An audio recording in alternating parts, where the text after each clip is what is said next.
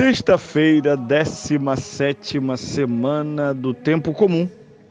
Eu sou o Padre Pedro Paulo e iniciamos agora mais um programa, a Bíblia no Mundo de Hoje.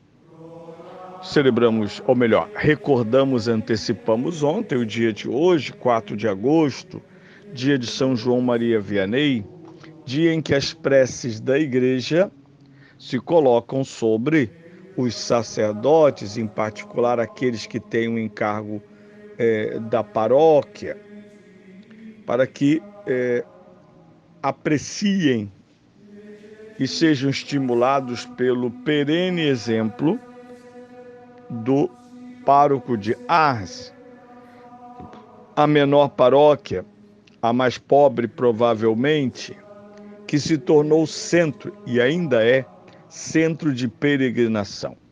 Outras paróquias ricas e concorridas do seu tempo não tiveram um homem tão grande à frente. Porque assim a graça de Deus transforma anões em gigantes. A graça de Deus transformou a pequena cidade de Ars, longínqua do centro da diocese na qual ele foi ordenado, como uma referência inesquecível, perene, daqueles padres que são e se tornaram verdadeiros instrumentos, não da burocracia paroquial ou dos arroubos pastorais aqui e ali inspirados em, às vezes, motivações duvidosas, mas na solidez do confessor, na solidez do homem que soube exibir-se humildemente como referência de tudo o que pregava e dizia. Não que a nossa vida seja a base do que pregamos ou celebramos, não. A base do que pregamos e celebramos é o mistério pascal de Cristo. Mas ai do sacerdote que pregue o Cristo como um estranho oferecido aos outros. Imagine alguém que vende morangos e detesta morangos. Alguém que trabalha numa loja de sorvetes e diz deteste sorvete. Não. Nós celebramos o mistério que amamos, que nos transformou, que nos vocacionou e que nos tornou dispensadores deste mesmo mistério. Por isso, um dia de prece, um dia de estímulo. Não bastam presentes e tapinha nas costas. Nós, sacerdotes, precisamos de verdadeiro estímulo espiritual. E nós sabemos, eu falo por mim, tenho certeza meus colegas também, sabemos do peso das preces anônimas de tantos e tantos e tantos cristãos. Quantas Ave-Marias são rezadas todos os dias em torno do mundo pelos sacerdotes, pela fidelidade, pela santidade, pela recuperação. Quantos sacerdotes foram restaurados depois de surras diabólicas pela oração, a prece, a caridade do povo cristão. Por isso é inestimável esta Ave Maria que você diz, oferecendo-a pelo teu ou pelos sacerdotes, ela é inestimável. Não se preocupe com presentes, bolos e festas. Reze por nós. Bem, hoje passamos ao 18º domingo do Tempo Comum, isto é, a partir das vésperas de amanhã, com o Evangelho de São Mateus, capítulo 14, 13 a 21. Naquele tempo, quando Jesus ouviu dizer que João Batista tinha sido morto, retirou-se num barco para um lugar deserto e afastado. Mas logo que as multidões o souberam, deixando as suas cidades, seguiram-no a pé.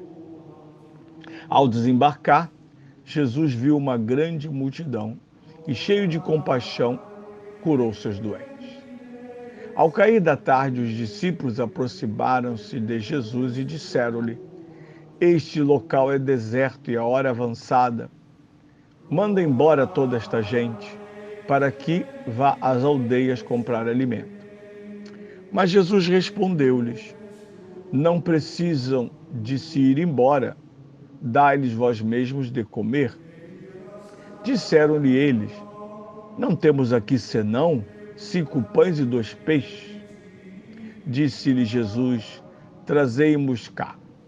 Ordenou então à multidão que se sentasse na relva. Tomou os 5 pães e 2 peixes, ergueu os olhos aos céus e recitou a bênção. Depois partiu os pães e deu-lhes aos discípulos, e os discípulos deram à multidão. Todos comeram e ficaram saciados. E dos pedaços que sobraram encheram 12 cestos. Ora, os que comeram eram cerca de 5.000 homens, sem contar mulheres e crianças. Bem, um belíssimo texto que é compartilhado pelas 4 versões do Evangelho. Todos tratam, recitam e registram a multiplicação de pães e peixes. Neste relato, porque cada relato tem detalhes, nesse de São Mateus, que é muito sóbrio, 5 pães e 2 peixes. Mais adiante, lá em São João, são 5 pães de cevada, 5 pães e 2 peixes. Bem, comecemos do início, já que o Evangelho é doce bom, que tem que ser comido, eu que sou diabético então, que tem que ser comido com muito gosto, devagar, boa comida, bom ambiente, boa conversa, tudo que é bom vai degustado e não devorado. Jesus reage à morte de São João Batista. Não é dito o que ele sentiu ou não está registrado um gesto ou uma palavra específica.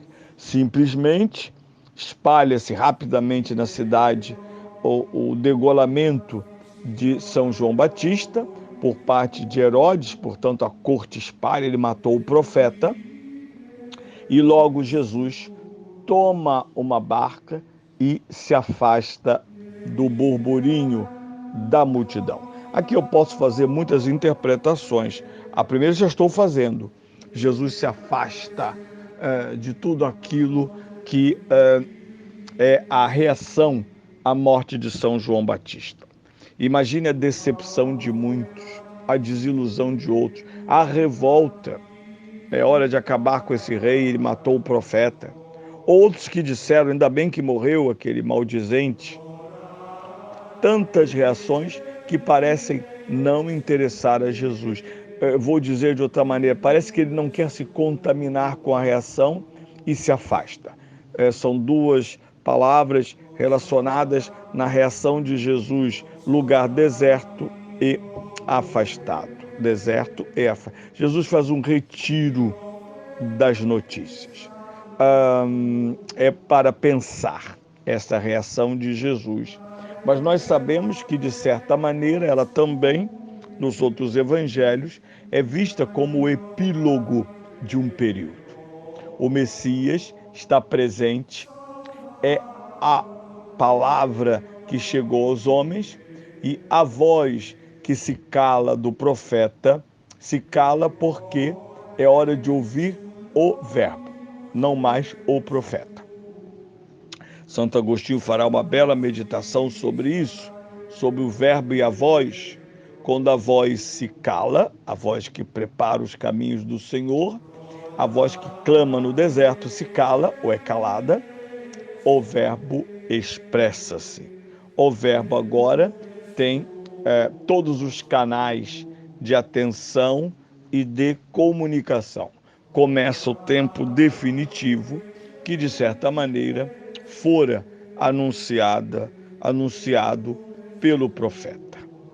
Mas, e assim o Evangelho permanece, sem uma relação imediata, diz que as multidões percebem o afastamento de Jesus e o perseguem, e o buscam, e o seguem, vão a pé por onde ele fora de barco.